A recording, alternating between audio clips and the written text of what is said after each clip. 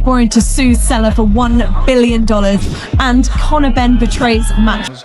He'll fight for some junior title, he'll fight for maybe an English title, he'll fight for the British title, the Commonwealth title, the European and the world title. And he learns his grounding. That's the most important thing. He learns his grounding. And more importantly, for me, the way I see it and the way I do things, I can make his matches and guide him and build his career.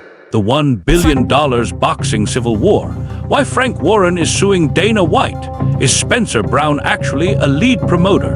Or is he just a tactical shield for the Saudis to legally push Frank Warren out of his own stadium? Why did Dana White choose Conor Benn as his golden ticket into British boxing, and why now? What if Frank Warren isn't trying to win the money, but is actually trying to trigger an injunction to stop the fight from happening on Netflix? Did the Egyptian investors and Netflix demand that Fury distance himself from the old guard of boxing before they agreed to the deal? Boxing is currently eating itself alive, while Tyson Fury prepares for his April 11 comeback against Arslanbek Makhmudov on Netflix. The real fight is happening in the High Court. Frank Warren has just launched a $1 billion lawsuit against Turki Alaushik and Dana White, claiming they stole his business to form Zuffa Boxing. Is this the end of Queensberry Promotions, or is Dana White about to pay the biggest fine in sports history?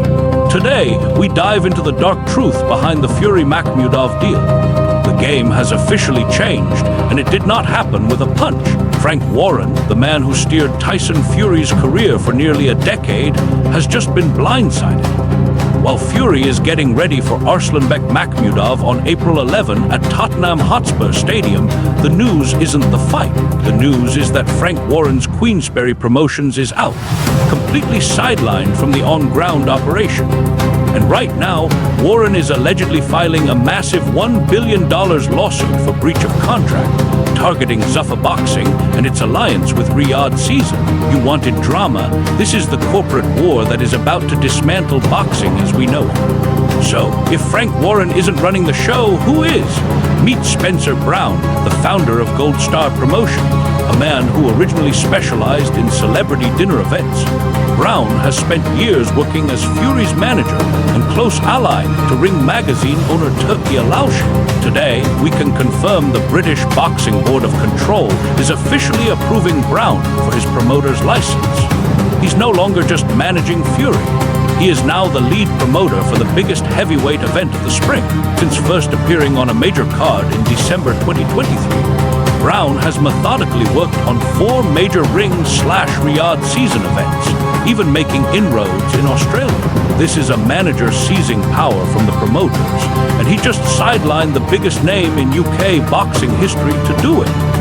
But the real shockwave is what's happening on the undercard. Spencer Brown might be the lead, but he's not alone. Dana White is finally invading the UK. The recent signing of Conor Benn to Zuffa Boxing, reportedly on a staggering $15 million deal, is making its official London debut. White hasn't needed a British promoter's license before, but with Benn on the card in a catchweight bout against Regis Prograis, Zuffa Boxing is officially on the ground at Tottenham. The UFC boss, who already promoted 4 boxing cards in Vegas this year, is now setting up shop in Warren's backyard. It's a hostile takeover masked as a partnership, and it's why the legal papers are flying. This brings us back to that $1 billion lawsuit. Frank Warren isn't just angry, he's claiming breach of contract. Queensberry alleges that Turki Alaushik, Sela and TKO, Zuffa's parent company, went behind his back to form Zuffa Boxing, violating exclusive agreements he already had with them. The tension is so extreme that while Fury personally asked Warren to attend the press conference announcing the Makhmudov fight, nobody knows if Warren will even show up for the fight itself. This is not just a disagreement. This is a war for the future control of boxing. This new reality isn't just about the promoters, it's about the platform. For the first time, a major UK event is being streamed live on Netflix. Traditional giants like TNT Sports and Sky are being bypassed, cutting old money promoters out of the equation. And the power grab isn't just at the top. The undercard is speculated to include boxer fighters like Fraser Clark, showing that even smaller promoters like Ben Shalom are getting in on the new era and ignoring the traditional alliance with Queensberry. Every level of the industry is taking sides. So, what happens next? Spencer Brown is expected to announce even more promoting partners closer to April 11 to help with the show. But the real spotlight is on the courtroom. Will Warren's lawsuit stop the Zuffa boxing takeover, or is traditional boxing officially dead? The industry is watching to see if Dana White's UFC model can win a fight in a boxing ring, and the casualties are already piling up. This is no longer about who is the baddest man on the planet. It's about who has the biggest legal team. But here is the question that no one in the UK media is brave enough to ask. Is Spencer Brown actually a lead promoter? Or is he just a tactical shield for the Saudis to legally push Frank Warren out of his own stadium? Think about it. Warren has spent decades building relationships with the British Boxing Board of Control by suddenly approving Spencer Brown, a manager with zero history of promoting stadium shows. Is the board admitting that the old rules no longer apply if the money is right? Is it possible that this April 11 event is a test run to see if they can run the biggest shows in London without ever needing a traditional UK promoter again? It feels like the dark side of the business has found a loophole to make the legends of the industry obsolete. Why did Dana White choose Conor Benn as his golden ticket into British boxing, and why now?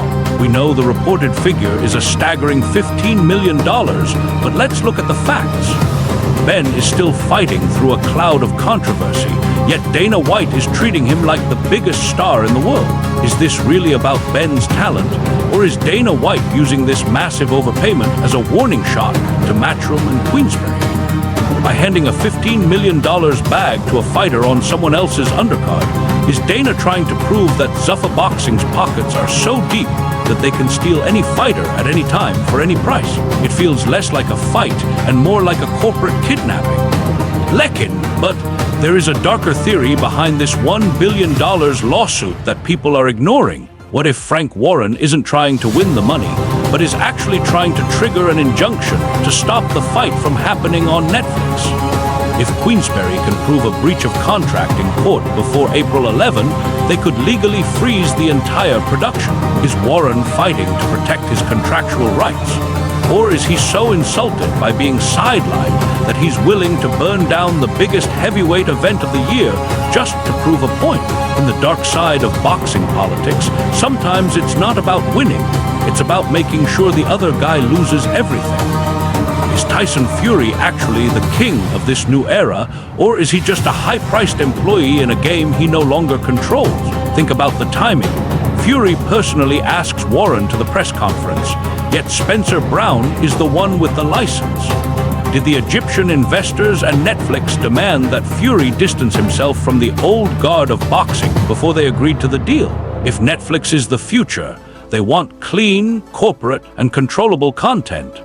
Is it possible that Fury had to choose between his loyalty to Frank Warren and a record-breaking paycheck from a streaming giant? At 37 years old, is Fury realizing that in this new world of Zuffa boxing, legacy is for sale, and the highest bidder just bought his soul?